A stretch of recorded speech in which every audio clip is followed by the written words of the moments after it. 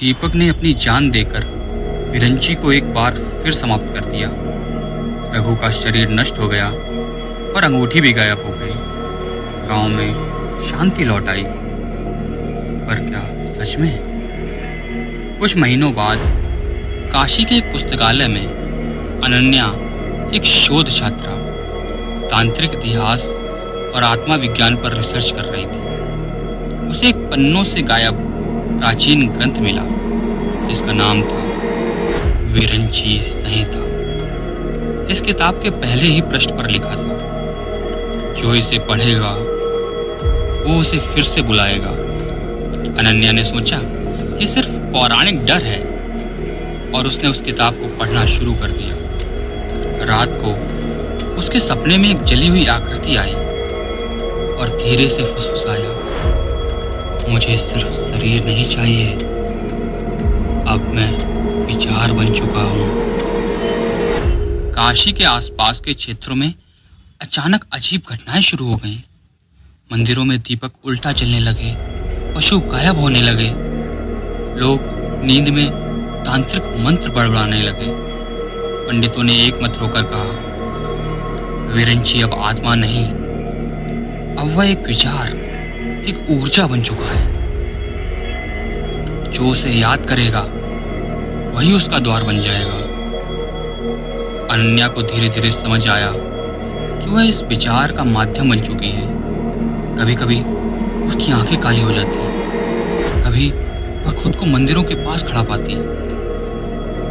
एक दिन उसने अपनी रिकॉर्डिंग सुनी और उसमें उसकी ही आवाज थी, पर वो बोल रही थी, मैं लौटूंगा एक स्त्री के रूप में। अब विरंची सिर्फ पुरुष नहीं रहा, अब वह रूप बदलने वाली ऊर्जा बन चुका था। इस बार विरंची का उद्देश्य था कई शरीरों में खुद को बांटना, ताकि कोई उसे पूरी तरह से न मिटा सके। और इसके लिए वह चुन रहा था ज्ञानियों को, पुजारियों को, आध्यात्मिक साधकों को, ताकि उसकी छाया विचारों के जरिए फैल सके।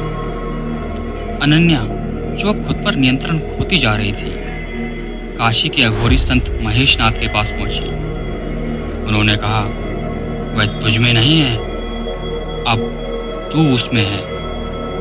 अब अनन्या के पास दो ही विकल्प थे, या तो खुद को मार दे जिससे विरंची की ऊर्जा टूट जाए, या विरंची को खुद के भीतर पूरी तरह समाहित कर उसे भीतर से खत्म कर दे।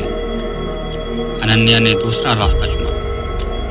महेशनाथ ने अनन्या को एक गुप्त साधना दी, एक ऐसी क्रिया जिसमें अनन्या को त्रिकाल तांत्रिक चक्र में प्रवेश करना था, एक रहस्यमय जगह जो स्वप्न, चेतना और मृत्यु के बीच थी। ने साधना शुरू की, कई रातों तक तड़पती रही।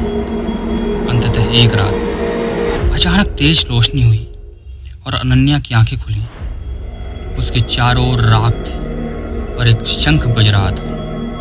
अब वह जाग चुकी थी, पर वो सिर्फ अनन्या नहीं थी, वो शक्ति बन चुकी थी, विरंची की अंतिम छाया को समेटने वाली ऊर्जा। अब वह काशी के घाटियों में भटकती नहीं, वह एक रक्षक बन गई थी, उस शैतानी विचार की अंतिम सीमा।